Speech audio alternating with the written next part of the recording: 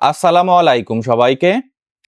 আপনি কি ইউরোপের এমন একটি দেশে যেতে চান যেখানে পড়াশোনার খরচ প্রায় শূন্য? উল্টো সেই দেশের সরকার আপনাকে থাকা খাওয়ার জন্য প্রায় ৮ লক্ষ টাকা পর্যন্ত বৃত্তি দিবে। তবে প্রাচীন ইতিহাস আর আধুনিক শিক্ষার মেলবন্ধন ইতালি হতে পারে আপনার শ্রেষ্ঠ গন্তব্য। বর্তমানে বাংলাদেশ থেকে হাজার হাজার শিক্ষার্থী ইতালিতে পাড়ি জমাচ্ছে, কিন্তু সঠিক তথ্যের অভাবে অনেকেই ভিসা পাচ্ছে না বা স্কলারশিপ মিস করছে। আজকের এই ভিডিওতে থাকছে ইতালির পাবলিক ইউনিভার্সিটির টিউশন ফি, লিভিং কস্ট এবং সবথেকে কাঙ্ক্ষিত বিষয় পার্ট টাইম জবের বর্তমান বাজার ও আয় নিয়ে বিস্তারিত আলোচনা। এছাড়া ঢাকার ইতালিয়ান এম্বাসিতে ভিসা আবেদনের জন্য আপনাকে ঠিক কত টাকা ব্যাংক ব্যালেন্স দেখাতে হবে এবং ফাইল কিভাবে জমা দিতে হবে তার একটি কমপ্লিট গাইডলাইন আজ আপনাদের সঙ্গে তুলে ধরবো ইনশাআল্লাহ। আপনি যদি কোনো এজেন্সির সাহায্য ছাড়াই নিজে নিজেই ফাইল প্রসেস করতে চান, তবে আজকের এই ভিডিওটি আপনার জন্য একটি কমপ্লিট সলিউশন হতে পারে। তো মূল আলোচনা শুরু করি। মূল আলোচনার প্রথমেই কথা বলবো ইতালির ইউনিভার্সিটিগুলোর টিউশন ফি ও স্কলারশিপের বিষয়ে। ইতালিতে উচ্চশিক্ষার সবথেকে বড় আকর্ষণ হলো পাবলিক ইউনিভার্সিটির টিউশন ফির পদ্ধতি। বর্তমান তথ্য অনুযায়ী পাবলিক ইউনিভার্সিটিগুলোতে বাৎসরিক টিউশন ফি সাধারণত 500 থেকে 3000 ইউরোর মধ্যে থাকে। কিন্তু মজার বিষয় হলো আপনি যদি রিজিওনাল স্কলারশিপের জন্য আবেদন করেন, তবে আপনার এই টিউশন ফি 100% পর্যন্ত মাফ হয়ে যেতে পারে। ইতালিতে কয়েক ধরনের স্কলারশিপ থাকে। এগুলো মূলত শিক্ষার্থীর পারিবারিক আয়ের উপর ভিত্তি করে দেওয়া হয়। এই বৃত্তির আওতায় আপনি কেবল টিউশন ফি মাফ পাবেন না, বরং বছরে প্রায় 6000 থেকে 7900 ইউরো পর্যন্ত নগদ অর্থ পাবেন। এছাড়া ইউনিভার্সিটির ক্যাফেটেরিয়ায় ফ্রিতে বা খুব কম খরচে প্রতিদিন 2 বেলা খাওয়ার কুপন পাওয়া যায়। বর্তমানে অনেক ইউনিভার্সিটি সরাসরি মেরিট বেসড স্কলারশিপও দিচ্ছে। তবে বৃত্তির জন্য আপনাকে আপনার দেশের পারিবারিক আয়ের সনদ ও সম্পদের বিবরণী ইতালিতে জমা দিয়ে অর্থনৈতিক মানদণ্ড নির্ধারণ করতে হবে। মনে রাখবেন, ইতালিতে পড়াশোনা কেবল সস্তা নয়, বরং সঠিক পরিকল্পনা থাকলে এটি সম্পূর্ণ বিনামূল্যে সম্ভব। বেসরকারি ইউনিভার্সিটিগুলোতে খরচ 5000 থেকে 30,000 ইউরো পর্যন্ত হতে পারে। তবে পাবলিক ইউনিভার্সিটিগুলোই বাংলাদেশি শিক্ষার্থীদের জন্য সেরা পছন্দ। স্কলারশিপের আবেদনের সময়সীমা সাধারণত জুলাই থেকে সেপ্টেম্বর মাসের মধ্যে থাকে, তাই এই সময়ে সকল ডকুমেন্টস প্রস্তুত রাখা জরুরি। আপনি যদি একবার স্কলারশিপ পেয়ে যান, তবে ইউরোপে আপনার পড়াশোনার খরচ নিয়ে আর কখনো চিন্তা করতে হবে না। ইতালিতে একজন স্টুডেন্টের জীবনযাত্রার ব্যয় বা লিভিং কস্ট নিয়ে এখন আপনাদের সঙ্গে আলোচনা করি। ইতালিতে জীবনযাত্রার ব্যয় শহরভেদে ভিন্ন হয়, তবে ইউরোপের অন্যান্য সমৃদ্ধ দেশের তুলনায় এটি বেশ সাশ্রয়ী। বর্তমান বাজার অনুযায়ী মিলানের মতো বড় শহরগুলোতে একজন শিক্ষার্থীর প্রতি মাসে 800 থেকে 1200 ইউরো খরচ হতে পারে।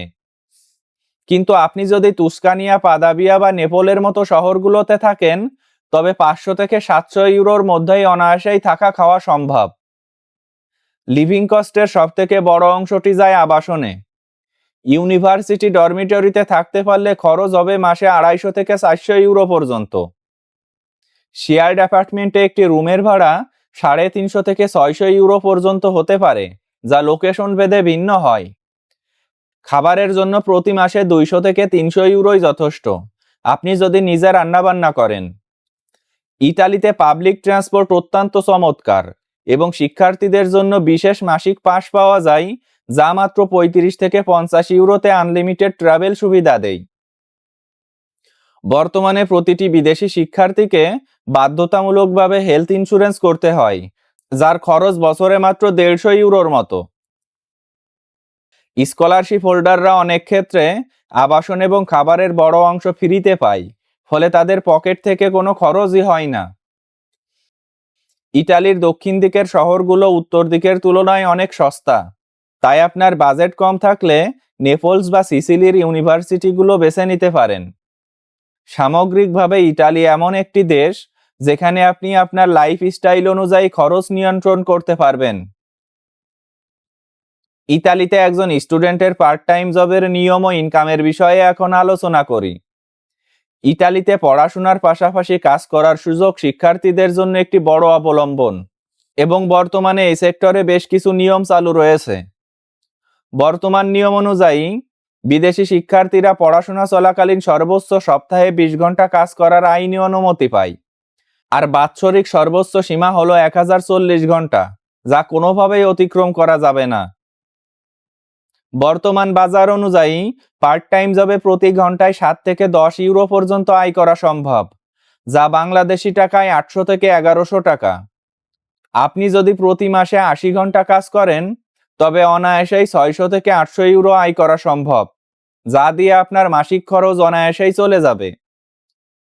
কাজ হিসাবে সাধারণত restaurant, hotel service, delivery rider বা ট্যুরিস্ট গাইডের প্রচুর সুযোগ থাকে। ইতালিয়ান ভাষা সামান্য শিখতে পারলে সুপার মার্কেট বা সেলস জবে সুযোগ অনেক বেড়ে যায় এবং বেতনও ভালো পাওয়া যায়। পড়াশোনার পাশাপাশি প্রধান শর্ত হলো আপনার পড়াশোনায় যেন কোনো ব্যাঘাত না ঘটে, কারণ ইতালিতে ক্রেডিট অর্জন না করলে রেসিডেন্স পারমিট রিনিউ করা কঠিন হয়ে পড়ে।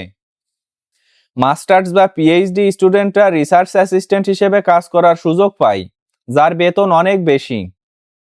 যারা পরিশ্রমী এবং সঠিক সময়ে জবের জন্য আবেদন করতে পারে, তাদের জন্য ইতালি একটি চমৎকার কর্মক্ষেত্র। পড়াশোনা শেষে এখানে 1 বছরের জব সার্চ ভিসা পাওয়া যায়, যা দিয়ে আপনি ফুল টাইম জবে সুইচ করতে পারবেন। ভিসা আবেদনের প্রক্রিয়া নিয়ে এখন আপনাদের সঙ্গে আলোচনা করি। বাংলাদেশ থেকে ইতালি স্টুডেন্ট ভিসা আবেদন প্রক্রিয়াটি এখন আগের চেয়ে অনেক বেশি ডিজিটাল এবং পদ্ধতিগত।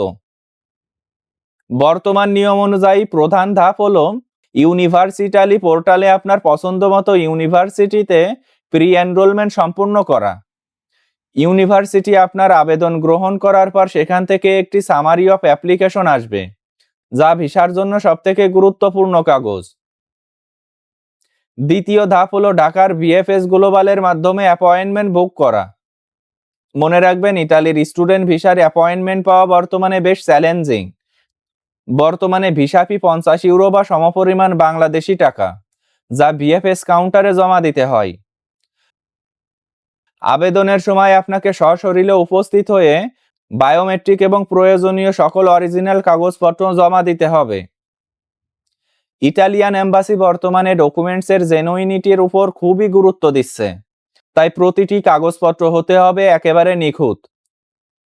বর্তমানে ভিসা প্রসেসিং সময় সাধারণত 15 থেকে 90 দিন পর্যন্ত হতে পারে। এম্বাসিতে একটি ছোট ইন্টারভিউ হতে পারে, যেখানে আপনার পড়াশোনার উদ্দেশ্য এবং কেন ইতালি বেছে নিয়েছেন তা জানতে চাওয়া হবে।